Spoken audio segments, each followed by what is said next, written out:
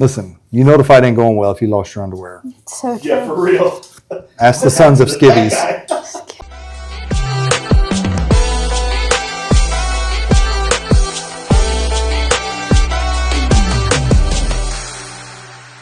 All right, so this week is Resurrection Sunday. That's what we just celebrated. That is correct. So the question I have for you, Pastor Walker, is during the 3 days, walk me through what Jesus' journey was. We focus a lot on, Good Friday, and then we have Resurrection Sunday. But what's happening on that Saturday, the in-between? That is a really good question, mostly because nobody knows. But I do think that there are some things that we could speculate about, and then there's some things that we could know for certain. In fact, it's a ton of fun to be able to talk about that in a service. But you don't have time on Easter Sunday. We just wrapped up 4 services in a row, baptized just at our Wasilla campus, 51 people. Come on. Had 2,100 people on site, like crazy day, Great day. My throat is smoked from singing at the top of my lungs and cheering for baptisms. But there's just so much you're trying to pack into an Easter Sunday, a Resurrection Sunday. And there's a lot of things you don't get to get into. But this question is actually a really interesting one. I've had lots of people ask it over the years. And so Colossians chapter 2 tells us some things about what happens on the cross. And for most of my life, like I grew up hearing the narrative that it seemed like hell had won. Even so far as to say hell was celebrating while Jesus was in the tomb. But that is not at all how Colossians chapter 2 describes it. In fact, in Colossians chapter 2, it says that he overcame them, that he made a public spectacle of the principalities and powers by the cross, that he was actually victorious on the cross, which means that he entered the grave in victory, right? So the only place that I've found in the scriptures that I think is a really vivid description of what's potentially happening during that Saturday, during that day in between, because he's there technically from a Jewish perspective. He's in the tomb 3 days, right? Which is really important, right? It's important because of the sign of Jonah, but he's in the tomb for 3 days. So he's in the tomb for part of day 1, right? Before sunset, they place him in the tomb. Then he's in the tomb the full day the next day, and then he's in the tomb at sunrise on the following day, and the resurrection takes place. But I'll just read this to you, and it's found in Ephesians chapter 4.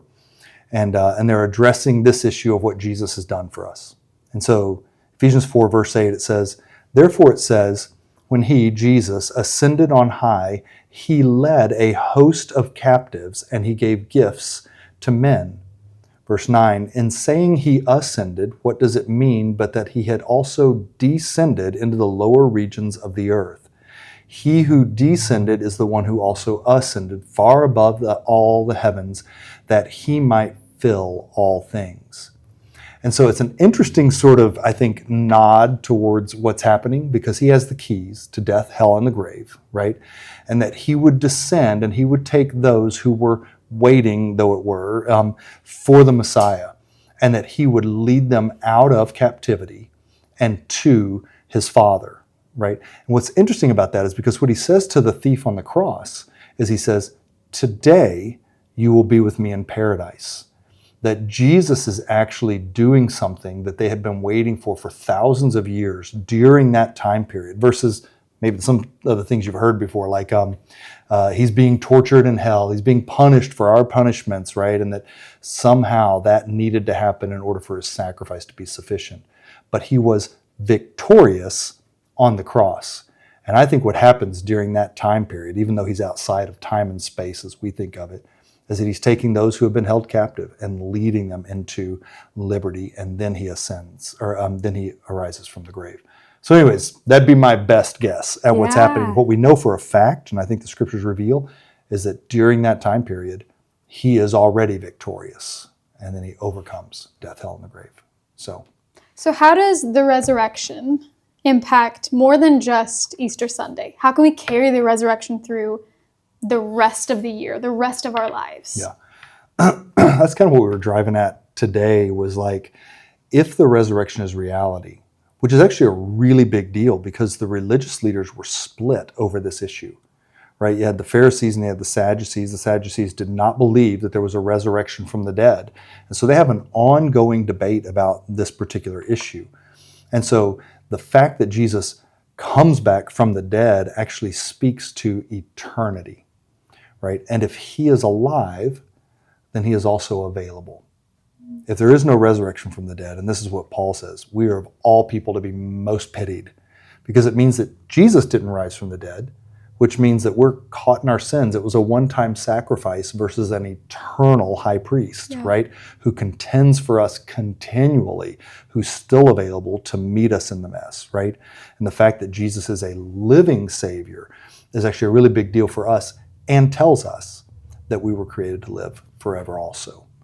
And so I think the reason the resurrection matters is twofold. One, we have access, right? And we have a defender to this very day.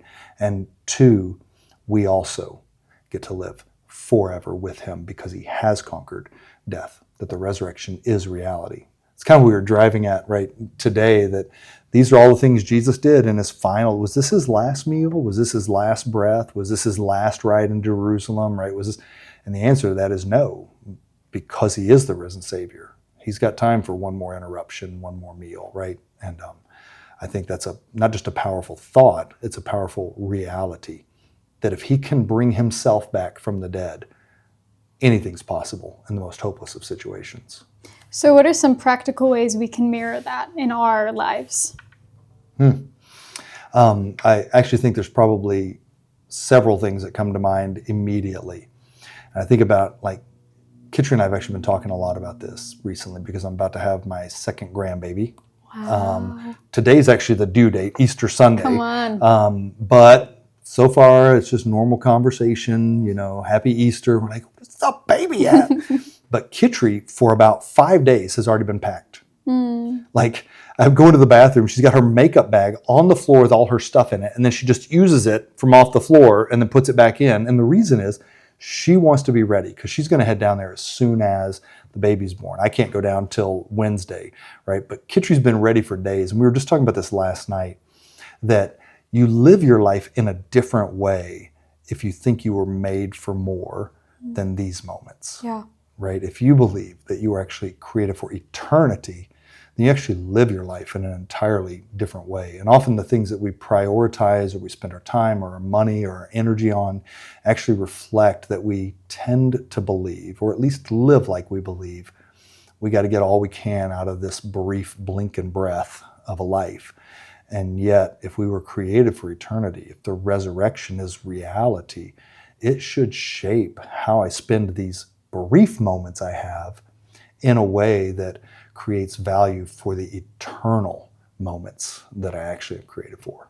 So what would be your one sentence takeaway from this sermon this week, this big thing that we're focusing on? Oh man. I think the idea, and it isn't just because we're in this series or because we've sort of launched this initiative describing where we're going over the next 2 years, but the idea that Jesus is available and ready for the one more, right? And we touched on it today with Jesus being on the cross, right? And the two criminals who are on either side of him, and one of them is mocking him, and the other one says, "Remember me when you come into your kingdom." This guy has incredible faith. Like he knows Jesus is about to be dead, right? It's not like he's thinking, once you pull yourself off of this cross and go kick Rome's tail, and no, this guy knows that it's about something more than this moment. This moment, a life is about to end. His life is about to end, and he knows that Jesus is. And he says, "Remember me in the future when you come into your kingdom." That's like extraordinary faith. And Jesus' response to him is, "Today you will be with me, right, in paradise." And so I think for me, you look at all of these circumstances in the final week of Jesus' life, all these one more moments, and it's the realization that because he's alive, he didn't just have time for one more moment back then. He's ready for one more moment right now with you and I. I think that would be the big takeaway for me from the resurrection. So how do we make room for those one more moments? How do we prep our heart for those? I think one of the ways is awareness, like when I really pay attention, it becomes really clear to me what things are actually priorities by how I actually live my life. Jesus' invitation is to actually reprioritize some things almost in a disciplined way. And what follows that is the discovery, right? Discipline leads to the discovery that it's better. But we always want to be better first, and then we'll do it, right? And Jesus is inviting us to actually step into it by faith and then discover that it's better. I have a podcast I listen to, and every year coming into the new year, they do this whole like reboot kind of thing, and like get back on the horse and start taking care of yourself. But it's Jocko Willink, and he has a statement: discipline equals freedom, right? Yeah. And we tend to think, no, if I get some freedom, then I'll be disciplined. Or inspiration equals freedom, right? And like inspiration has such a short shelf life, right? If I don't see the right reel today, then I don't go to the gym, right? But this idea that I could step into some things in a disciplined way, and Jesus promises that what I will find is actually freedom on the other side of that. And I think it's C.S. Lewis who said, people have not tried the gospel and found it wanting. They have found it difficult and left it untried, right? And I think that invitation to say, I'm going to step into this with a confidence that what I will discover on the other side of that is actually the very thing my soul longs for, right? Yeah. So it's that being willing to seek so that you can find, but not expecting instant gratification. That's right. I'm going to seek you, and what if I don't find you for 2 years? Mm-hmm. Well, you're still going to be there, and I trust you, and I have faith. Yeah. But like you said, it takes discipline. It's like the parent, right, that prays for the kid.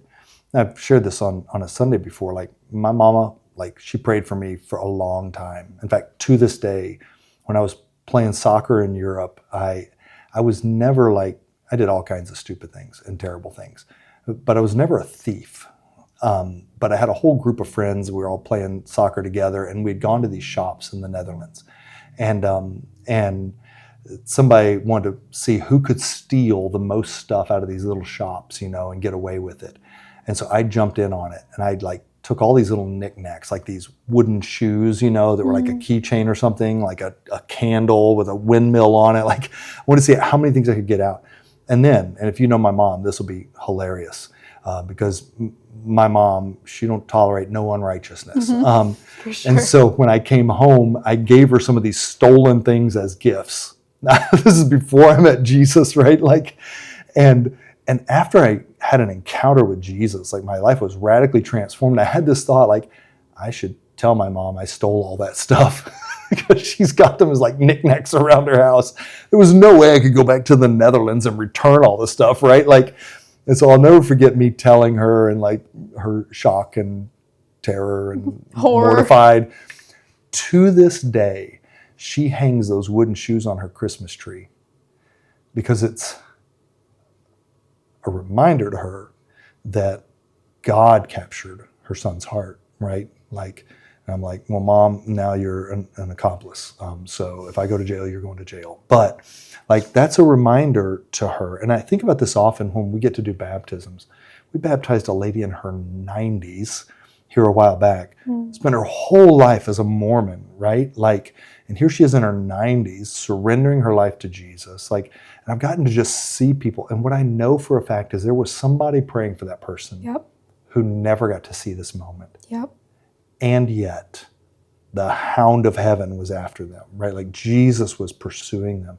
And I think when the things of heaven become priorities, we can contend for them in faith, even though I might not get to see the outcome this side of heaven. You kind of hope that the people who've been praying for them are in heaven watching and cheering, in this moment. But we don't know that. We know someday they'll get to see, but they didn't get to see it in this lifetime.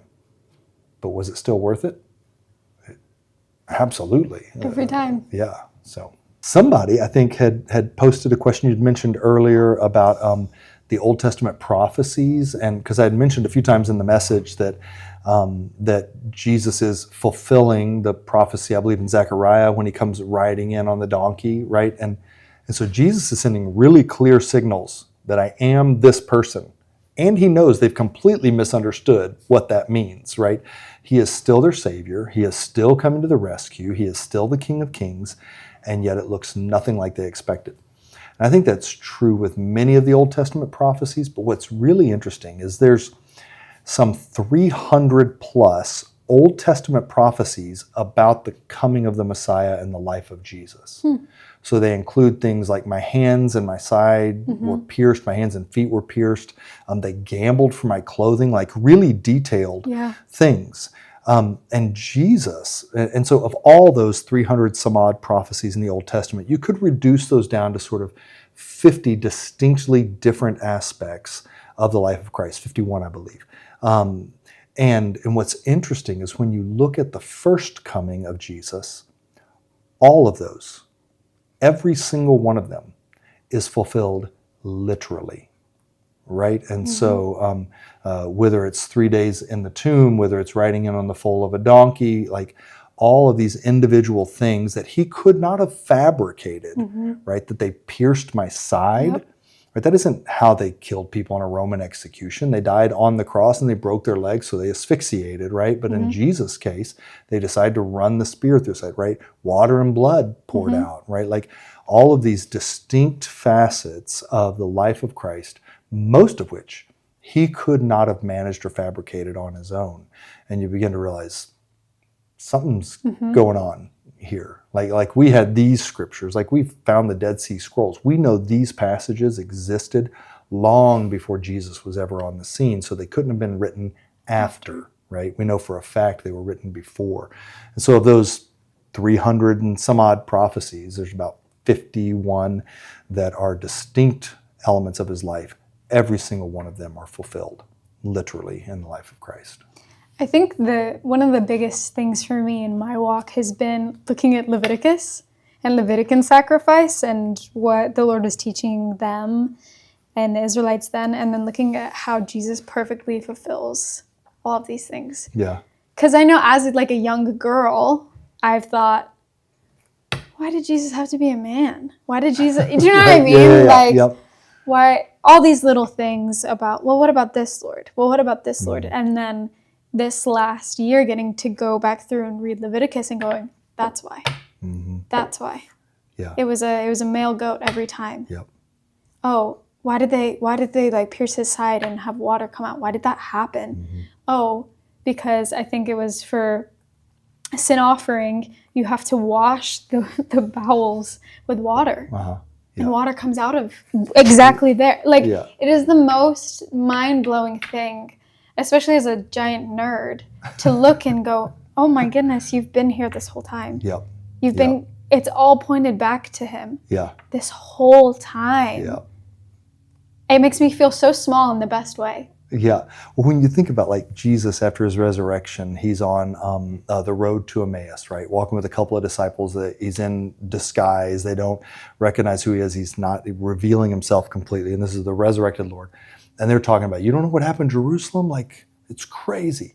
And in their conversation, he proceeds, this is what it says in Acts, he proceeds to describe to them all of the things concerning him in the Old Testament law and prophets, right? Like, oh, that was Jesus, and that was Jesus, and that was Jesus. I mean, the Day of Atonement, like all these unique elements about who he is. And like, we live in a world that's pretty crazy when it comes to trying to define what our value is, right? Men and women. And I mean, the reality is Jesus had to be something if he was human, right? Like he had to come into the world as something. And this idea, if you were to flip it, like, why would I rather a woman suffer? Like, why would it not be better that a man laid down his life for everyone? You know what I mean? Like, why would I pick a woman to experience that? Like, that there's something honorable about that and protecting about that, not chauvinistic. And the idea that he said, no, I'm gonna do it in a man right? He's got to be a man or a woman, right? Yeah. And it is the fulfillment of all of this imagery, right, that God had laid out for thousands of years. Yeah. And Jesus fulfills it to a T. Yeah. Yeah. He is protector, provider, but he's also that. He's so meek and he's so humble and he's so willing to, like we talked about today, serve the one.